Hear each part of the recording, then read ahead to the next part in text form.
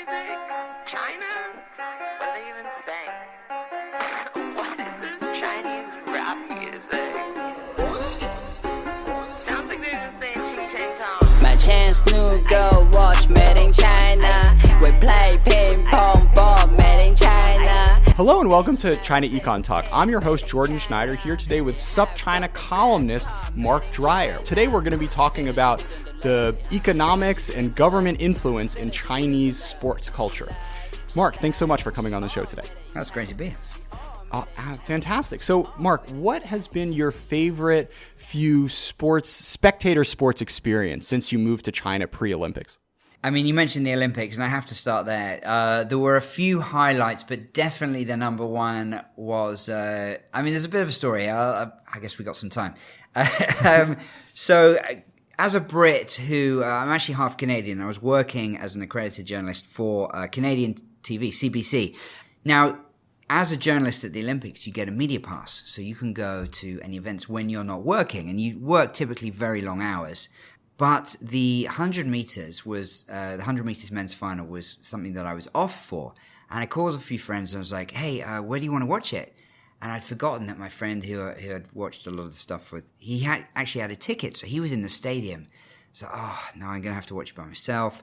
And then he said, well, the media area looks kind of empty. Now, normally there's a lot of seats available for media, but for the big events of which the 100 meters final is one, you need a separate ticket. But there'd just been a big rainstorm, and I think the walk from the media broadcast center to the Bird's Nest Stadium, I think had put a lot of people off. And this was about half an hour beforehand. So I jumped in a taxi, got into the stadium 10 minutes before the race. I was off, so grabbed a beer on the way in.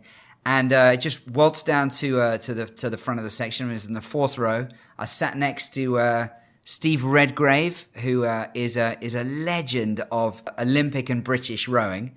Won 5 gold medals. The renowned Steve Redgrave. There you go, Sir Steve, as he's now known, and he was there as basically a color commentator for the BBC, but he was off as well. So there I was drinking beer with Sir Steve. Fourth row, basically down the 80 meters down the 100 meter straight, right about the moment where Usain Bolt starts to celebrate early. And I always joke and say, well, he turned and looked to the crowd. He's basically looking right at me where I was, starts to celebrate early and still broke the world record.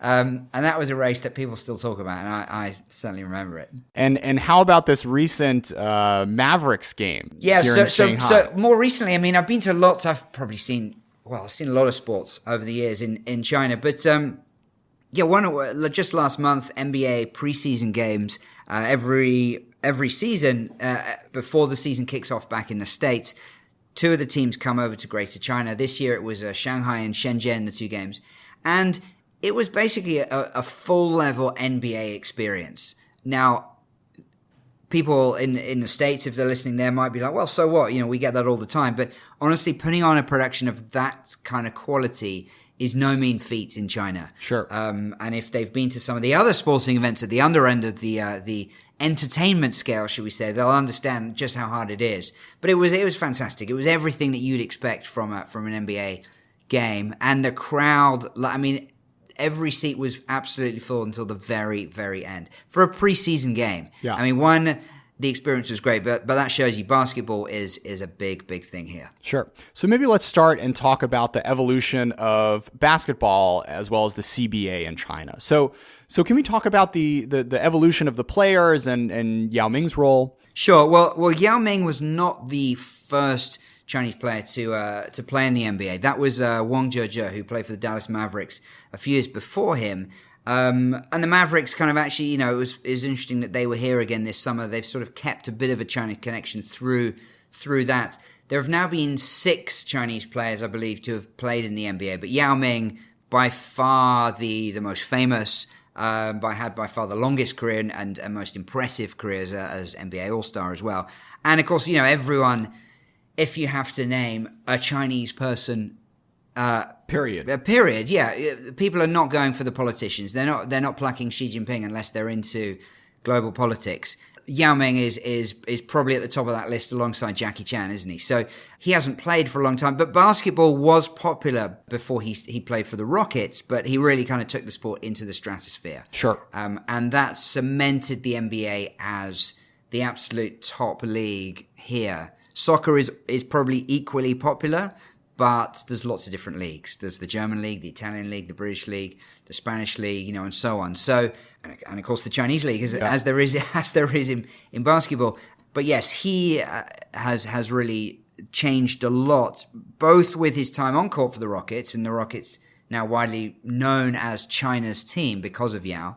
But now in his new role as the head of the CBA, he has been trying to push through. Effectively, he's trying to modernize the sport. Sure. So it's been an interesting experience for me, just kind of playing pickup basketball, seeing what jerseys people are wearing, chatting with people about the NBA. The knowledge level here is unbelievable. And, in classes, people are streaming the games in the mornings because, 9 a.m. here is 9 p.m. on the East Coast, right? But when I ask folks if they go to CBA games, if they follow the Beijing team, I get laughs, basically. Why would we watch this inferior product? The NBA is so great. There's no Steph Curry running around with the Beijing Ducks, right? But this is something that Yao Ming, over the past 2 years, I guess now, he's been put in charge of the Chinese Basketball Association and has really been tasked with bringing it up to a standard closer to the NBA. But it seems like he's encountered a lot of resistance on that path. Is that true? Yes, absolutely. I mean, he's a very well-respected figure, both on and off the court. It obviously helps that he's 7'6". Sure. But he went back to school. He got I think a master's. He's part of one of the larger political bodies here, so he's sort of attended important meetings. All the officials, of course, know who he is, but they've met him as well. And so, but he has that presence just because he played for close to a decade in the NBA, so he knows how the best league in the world, in terms of certainly in that sport, should be run and how it's run. And so everyone kind of trusts him that what he's trying to do is for the benefit of China. He's seen it, he's a loyal Chinese guy, but also, he has that Western experience. Sure. No, it's interesting. You wrote that, to quote Yao, Chinese basketball has no so-called biggest problem, but problems everywhere. And a lot of the reforms that when he initially came in, there was a lot of pushback within the association. You wrote that he had 3 major suggestions when he first came in. Divide the league into 2 conferences, increase the number of games for each team. Right now it's 38, which is pretty low compared to the NBA's 82, right? And shorten the training period for the national team and adopt a system used by the NBA where, the best players only play for a few weeks as opposed to being plucked out of their team for months and months on ends, as well as shorten the court time of non-Chinese Asian players. So the sort of tier 2, not ex-NBA guys, but, these other folks running around. But the response was CBA officials saying that Yao's reforms are, quote, not suited to China's national circumstances. So there is definitely a deep state in the Chinese basketball universe, it seems, that Yao's had to fight off to increase the standard of the CBA. Yeah, and it's certainly not as simple in China as just saying, well, okay, everyone kind of agrees we need to reform it. Who's the guy to do it? We all agree it's Yao. Sure. It's certainly not a given that he's going to be able to do this. I think there were 19 vice presidents who were still there when he was brought in. None of them were basketball people. And they all have their own entrenched interests, not necessarily fighting against everything he's trying to do. But, I mean, that gives you an idea. Like, he's not bringing in his own cleaning house. Like, he's trying to go around and above these people. And it's just not that easy. He has had some successes, and certainly in terms of commercializing the league, but bringing in some new deals, and that all helps. But there's a draft now. Yes, that's exciting. No, it's good. But I think with a lot of sports, the problem is China has had certain amount of success in sports, largely in the Olympics, and this has been a problem because the places where China has had success is typically in the individual sports where you can just drill people again and again and again. Diving is the perfect example. Sure. Diving, you're supposed to do the same thing repeatedly 1,000 times or 1,000,000 times, and at the end of it, if you have enough people doing this, you pick the best and they'll win Olympic gold. Yeah. Now that is a system, a tried and tested system for China that has produced gold after gold at the Olympics. But that mentality does not work at all when it comes to the team sports. So, the overtraining of players like ruins players. So young basketball prospects, the last thing they should be doing is, training 3 times a day. But that's sometimes what they're up against in the Chinese youth systems here. Yeah.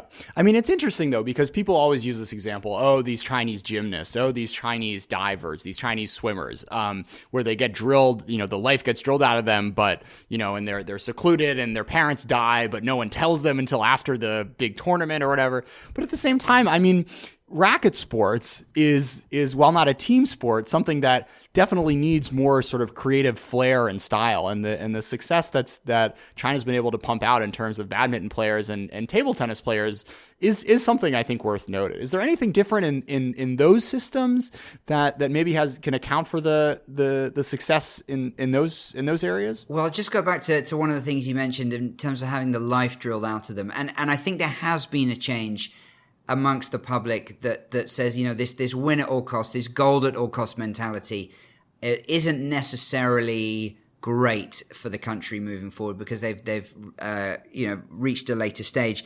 And so actually the state, training schools for all these sports have actually found some problems recruiting. They used to go to all the villages in the rural areas. So interesting. Well, and it was a big honor. But now parents are thinking like, well, to be honest, the chance of my kid becoming Olympic champion are pretty small. And I'll just tell you one story. I remember I covered the London Olympics as well in 2012. And I'm blanking on the name of the person, but it was a young Chinese girl who I think got a bronze medal. Could have the details wrong, but the main part of the story was, she was asked by a Western journalist, just usual press conference questions. Oh, what's your background, blah, blah, blah, were your parents happy? She goes, I don't know. I haven't spoken to them yet. And they go, were they watching? And she goes, I don't know. Yeah. She actually said, I don't know. She was taken away, and she was 15 or 16. She, secluded in training camp for such a long time. Didn't even know if her parents were watching her win an Olympic medal. Yeah. It was just astounding. It was such a sad moment because the journalist wasn't trying to trip her up. It was just sort of making... you're not throwing hardball questions at a 15-year-old, right? Wow, that was a sucker punch. Sure. So let's now turn to policy number 46, released in October 2014, which seems to have been a seminal moment in the evolution of sports as an industry in China. So what was this document and what was the impact it had? Well, this was effectively the moment in China where sports became part of the wider economy. It was coming off a stage where the economy was slowing down after years and years of double-digit growth, and China was looking for new economic drivers for growth. Now, they looked at the States and saw all these big TV deals with the NFL and the NBA and saw that the wider sports industry with Nike and all these other big firms are roughly accounting for 3% of US GDP. Now, in China, it was a fraction of 1%. So they thought, well, here's an area where we can develop from scratch and it can be a legitimate new driver for growth. Sure. And it ticks all the boxes that the government wanted at the time and still today wants. It helps them rebalance the economy towards domestic consumption. If you have people playing sports, they're buying tickets to events, they're buying gear, they're playing sports, coaching and all this sort of stuff. It's a healthier population, a happier population, and a more successful population on the sports field. So there's nothing... it's a win-win. China loves a win-win, but this really is a win-win, of course, if they can get it to work. So Sure. This was the moment where they effectively kind of declared in writing that they wanted to develop the sports industry, and they targeted creating the biggest sports industry in the world by 2025, worth 5 trillion renminbi, about 800 billion US dollars. And Sure, why not? Yeah, why not? And so as a result, a lot of people started to think about sports and investing in sports because it was both seen as politically smart, but also financially smart, if this was going to be the next big boom area. And so what we saw is probably 3 main areas of growth in sort of 3 waves, I should say. The first one is in March 2015. There was a 50-point plan to reform Chinese soccer, and that helped. We've seen some significant changes particularly at the top end of the professional game since then. Then, shortly afterwards, China won the rights to host the 2022 Winter Olympics. And so winter sports has seen a big growth stage since then, and that's continuing. And then we've also seen a sort of just a wider thing, partly driven by government policy, but also I think just driven by social changes as people have tried to embrace becoming healthier, realizing that study is not the be-all and end-all of human existence for themselves and for their children. So we've seen social trend of people getting into sports. So more people running, more people doing marathons and triathlons and swimming and so on. So let's now turn to some of the recent developments in the Chinese Super League. So one of the big standout things that have probably caught the most headlines in the West has been these enormous contracts of kind of aging but still pretty enormous stars who've made it big in top European leagues coming here making 20, 30, 40 million dollars for a year or two. So what were the drivers of these enormous contracts, and how has the league tried to pull back on this, what they see as rampant spending? There have been some older stars here, but China has generally tried to recruit players still in their 20s, still in their prime. Sure. I think the league, as much as it is due criticism in many areas, I think it does get a bit of a harsh rap when it comes to this, because the MLS in the States, for example, was kind of seen as this graveyard for players. So Wayne Rooney is the latest. He basically was sort of retirement home. Come retirement on, they're not, home. Graveyard's a little harsh. Sure. Well, okay, retirement home for the the 35s and above. Yeah.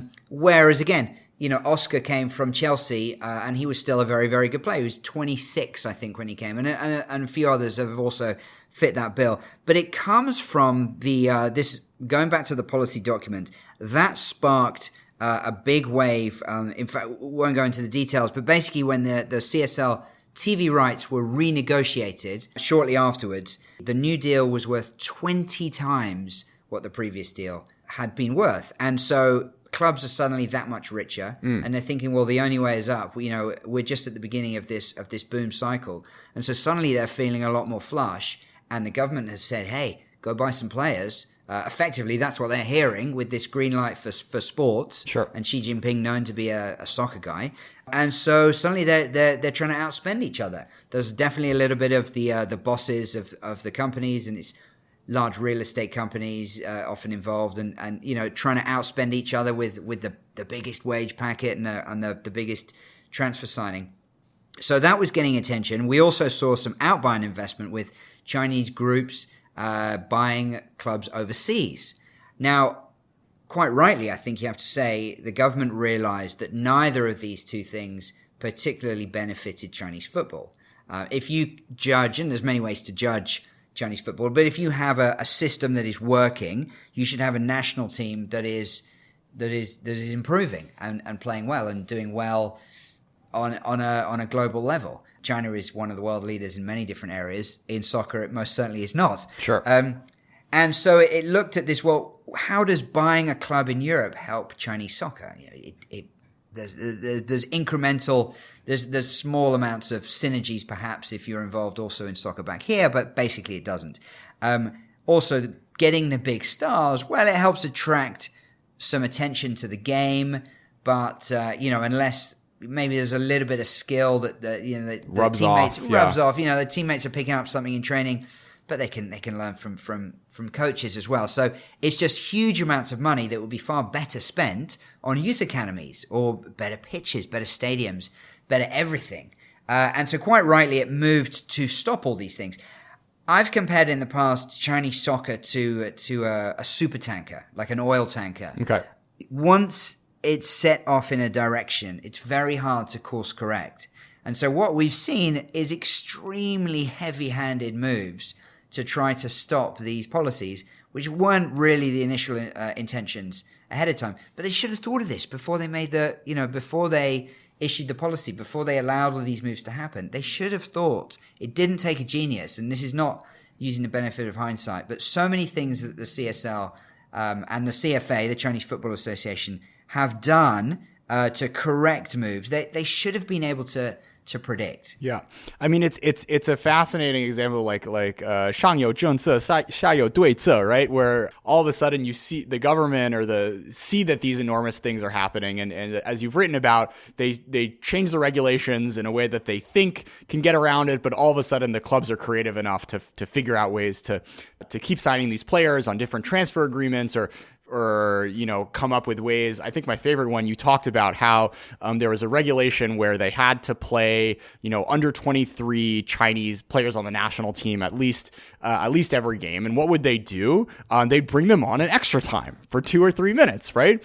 I mean, it's clear that people are responding to incentives, and the regulators either aren't tough enough or don't understand that you need to make things in the spirit, not the letter of the law. I mean, it's really interesting, the dynamic between the soccer powers that be and the clubs themselves. And it's so frustrating sometimes to watch, because for all the good intentions, I talked about the policy document, which was a 50-point document, which was very, very sensible. For all of that, for example, just this week, Shanghai SIPG won the Chinese Super League. For the first time in their history. It was the first time in 8 years that Guangzhou Evergrande have not won the title. So this was a big moment. And the Chinese media now, the state media, have been proclaiming Wu Lei, who's one of their star strikers, who scored a ton of goals. And he played very, very well. They're saying, well, this is vindication of the club's youth policy.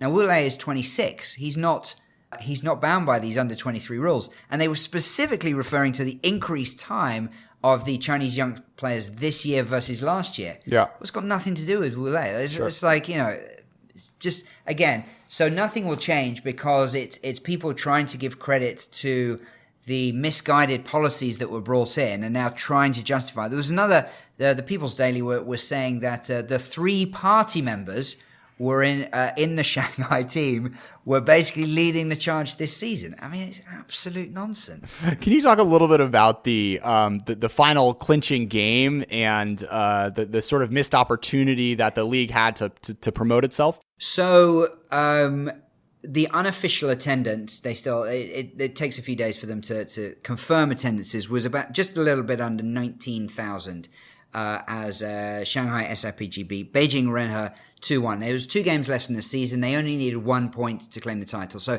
everyone was expecting them to clinch the title. They had a big trophy celebration on the pitch afterwards, so it wasn't a big surprise.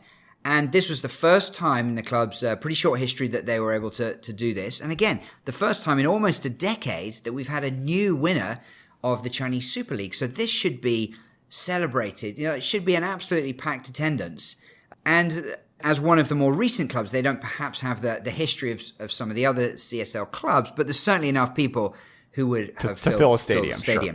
But in all their wisdom, the officials said, you know what, we're going to restrict this to season ticket holders only. So the stadium, for what should be one of the biggest nights in the history of the Chinese Super League, was 1/3 full, almost exactly 1/3 full. Mm-hmm. I mean, it's such a waste. Again, the context being that the Shanghai Expo is going on, lots of people gathering. They just see that this is an inconvenience, this is bad. People, football fans can't be trusted. People get too many people in one place is a bad thing.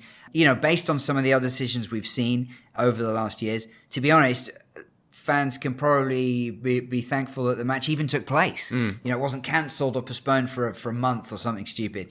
But it was such a wasted opportunity, as you said. Imagine all the kids that could have been part of this moment and been fans for life. Sure. Fans of the sports, fans of the team, Chinese fans, instead of all the soccer fans who still today laugh and say, no, I don't support a Chinese Super League team. That they're all terrible. I still follow German and Italian and Spanish and English football. Yeah.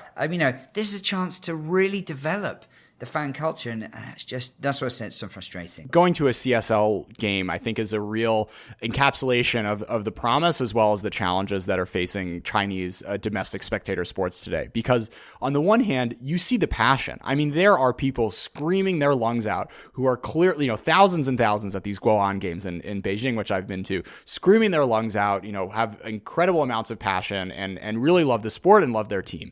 But at the same time, the spectator experience is rough, right? I mean, the food is cold.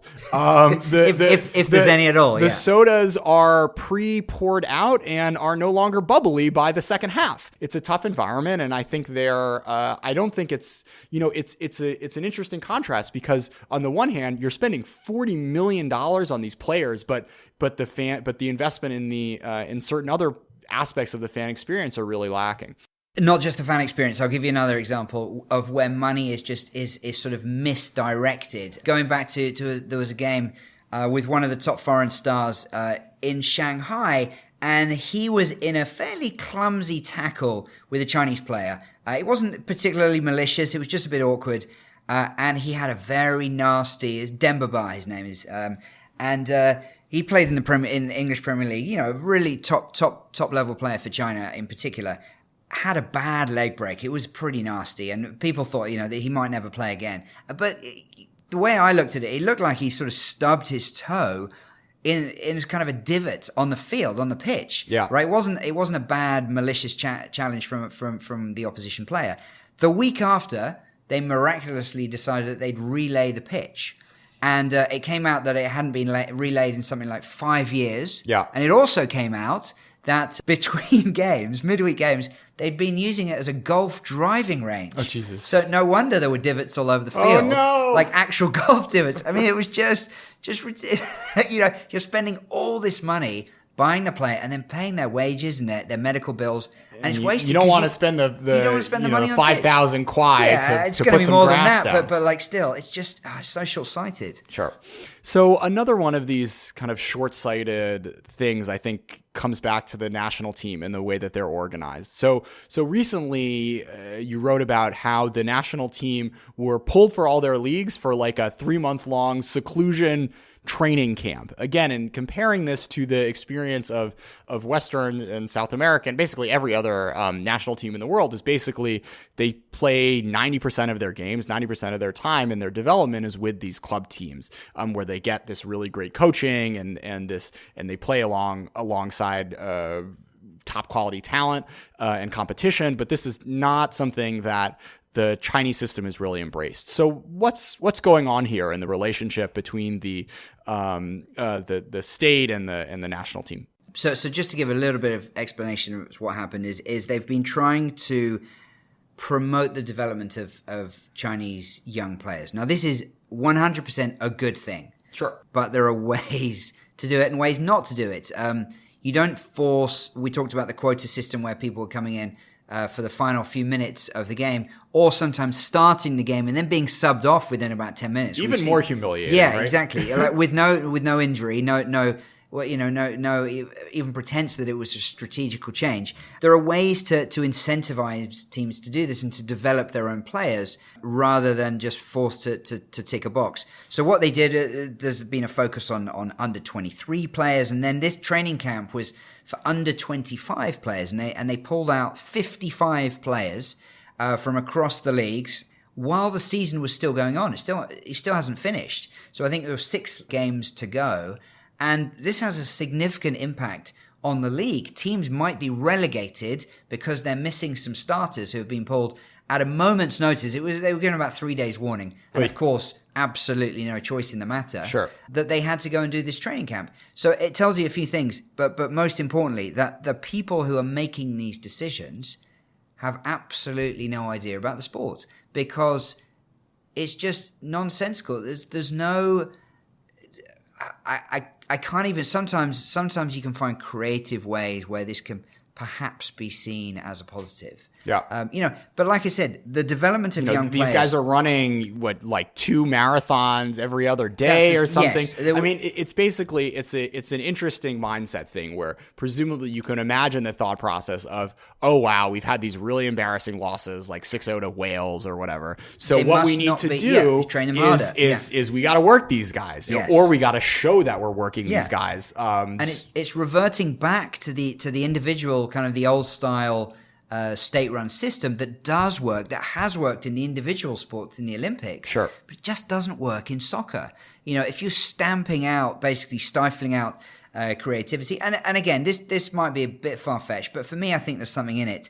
Earlier this year, all the players were basically banned from displaying any tattoos visibly. So if they had tattoos on their arms or legs, they had to cover them up. Yeah, this is post 中国游戏哈, the first season, I guess. There was a crackdown on anything hip-hop related, which then extended to tattoos, which then leads us to the Chinese soccer team, as you wrote, I think wearing bandages over their arms. Yes. Now, I'm not saying that having tattoos makes you a better player, but it hasn't, Lionel Messi has a whole arm and a whole leg full of tattoos, so it clearly hasn't affected him. World Player of the Year countless times. As a soccer player, you need to be able to express yourself on the pitch. You need to have that creativity.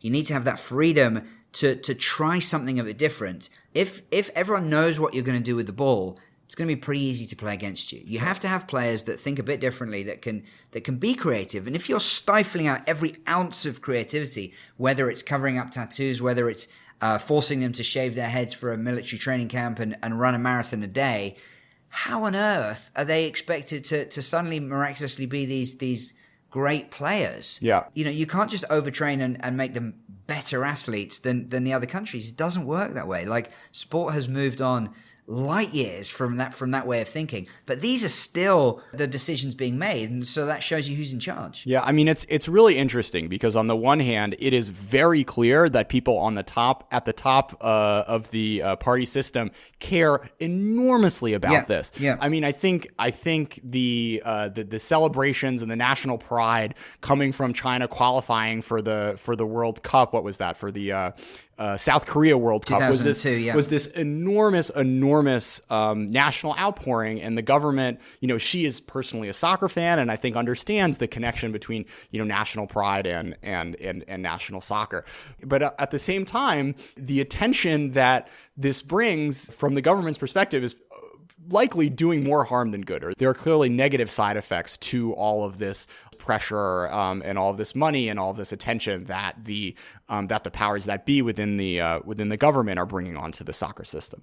Yeah, I mean, let me make it clear. Like, I want to see Chinese soccer, Chinese sports succeed. I'm not trying to tear it down, but it can be so, as I said, frustrating to watch because some of this stuff is just common sense. Yeah. It's really not rocket science. Yeah, I mean, you've got to start with young players and train them for a generation and hope that they can be. There are no shortcuts to this, and you can't suddenly we can train them twice as fast and they'll become better twice as quickly. Like, no, you can't. That will destroy a player, and you're starting from scratch again. So for all the pronouncements about, we have this goal for 2035 and for 2050, which is good on paper, suddenly when it comes to the implementation, they're looking for these shortcuts. And there is no long-term thinking again. So finally, it felt like those at the top were getting it. Other countries have done this. Japan has done this, and they've put in a long-term process, and it's worked. And they're now a pretty decent team. Much better consistently than China. Sure. But China still can't do it. And as I become slightly less optimistic each year because as much as there is progress being made, there's also some backward steps. Yeah, I mean, at the end of the day, you have, there are these economists who do these great regressions of like a country's GDP and its size, and then like where that would leave you on based on those factors to like in the global soccer rankings, right? China is really big and really rich. The only reason, and a lot of people love the sport, right? So the only reasons at the end of the day are structural for the lack of success. So watching this is, I think, a fascinating window into understanding China and the particular neuroses of the government, watching how they interact and meddle with the soccer system. And what's interesting is that, like, with certain things, there's such an objective check on how it's going, right? There are these games and they're playing other countries. Like, you can't cheat on this. You can't steal intellectual property and then magically leap forward, right? So having this barometer is a fascinating window into the relative progress or lack thereof. And even then, what we see in China, they play some relatively good teams and they get hammered. Yeah. So then they play India. That was the most recent game we've seen. Now India are way down the rankings. They're not learning anything from playing India. It's a total waste of time. They should be playing these better teams and forcing themselves to get better. But of course, the leadership don't like China losing, and so an edict presumably is passed down, or a decision's made that they think will please someone somewhere. But I think, and you say it's a fascinating window. I think there are some parallels. You look at, for example, when we had the stock market boom and bust a few years back. Sure. As much as they were saying, well, you know what, we're going to let the stock market go.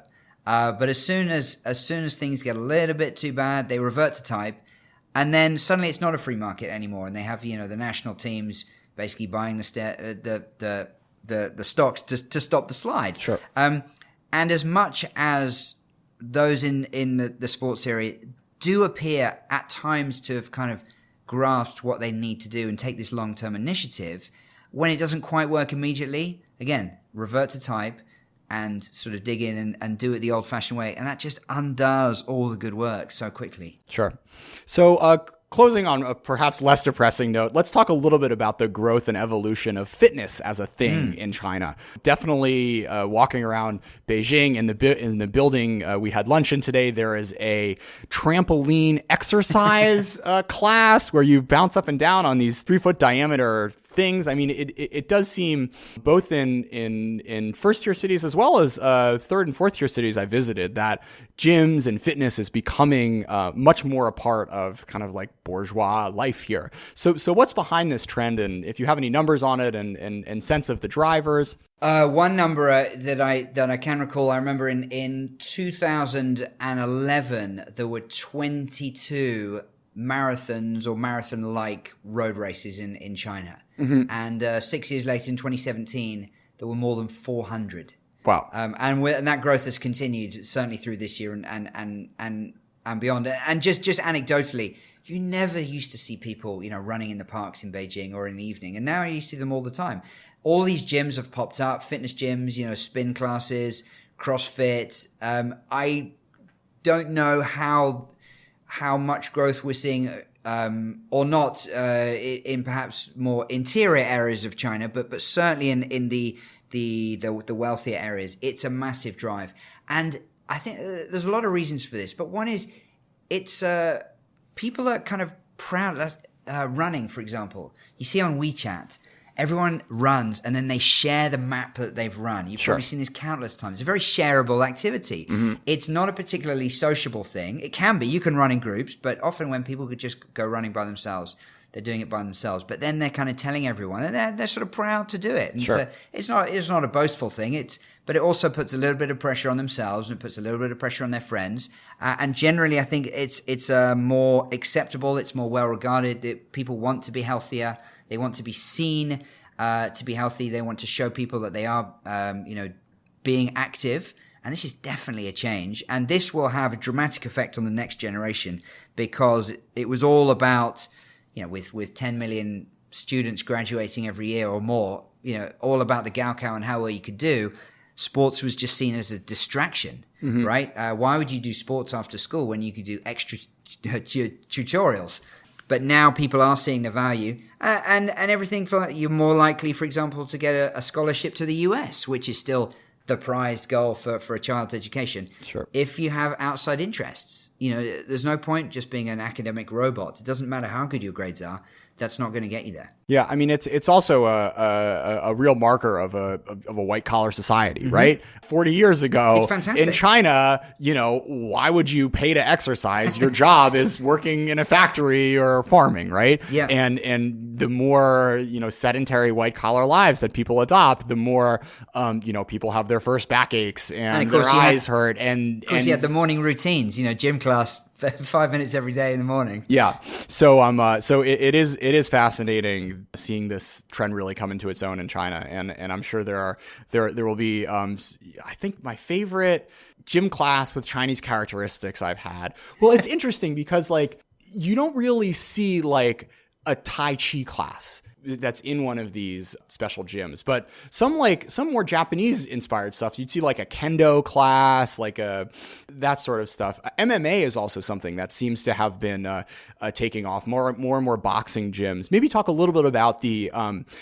tension between one fighting championship and UFC in China and the rise of these combat sports here on the mainland. Well, it's not so much the tension between them. It's more just the maturity of the sports market. Sure. Everyone knows about the potential for the Chinese market just because of the size. But really from a sport perspective, particularly a new sport coming in, it's how quickly can you monetize? Are you able to monetize?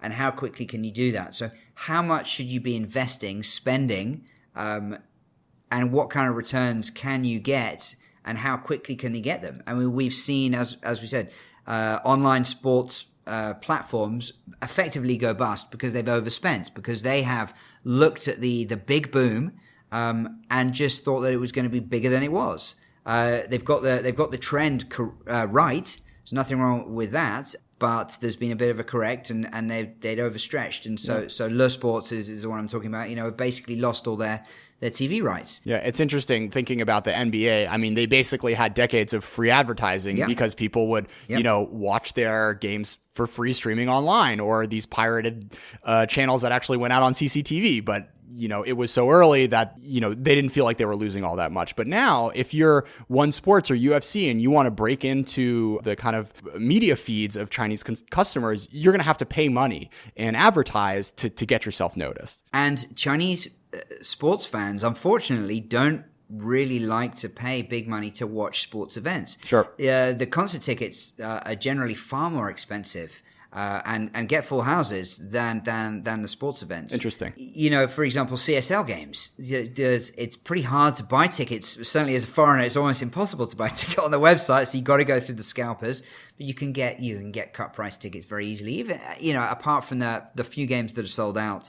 But if you're coming from a Western perspective, for example, boxing with a big pay-per-view model and the tickets to these big fights, thousands of dollars. I mean, the Mayweather McGregor sort of cross-discipline fight was streamed for free in China because they were just happy for anyone to watch it. Yeah. But it was I forget how much it was. It was 100 something, whatever. $100 in the States and something similar in the UK and elsewhere. So sure. Yes, people are starting to pay for content, but not that much. And the question is, how much will they be prepared to pay and how quickly? Sure. And particularly for stuff that they're not familiar with, there are no Chinese stars in these disciplines yet, right? It's generally, it's interesting because on the one hand, people say, oh, like as soon as we get the next Yao Ming in X sport, then then it's going to blow up. It's a bit of a chicken or an egg problem, right? Yeah. On the one hand, you can quote unquote manufacture a Yao Ming by having someone, incredibly tall who's skilled.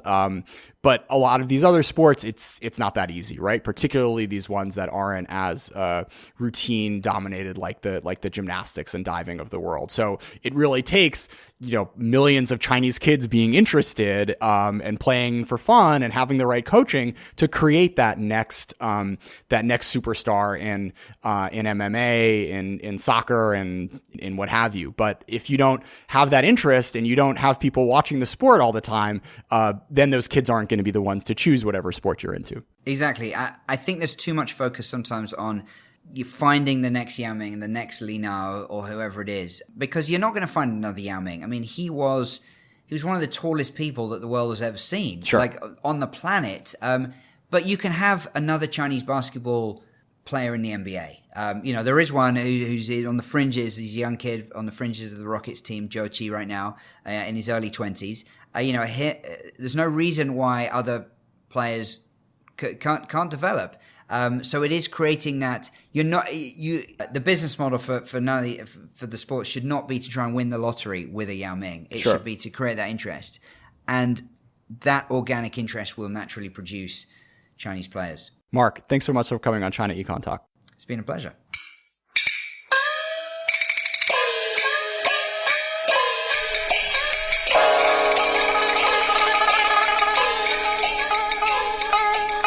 China Econ Talk is edited by Jason McRonald and Kaiser Kuo and is a proud member of the Sinica Network from SupChina.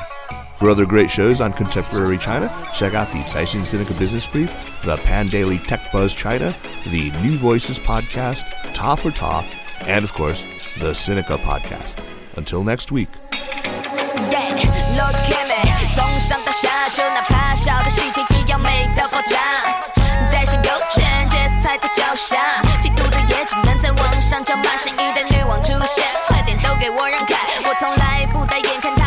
下的障碍。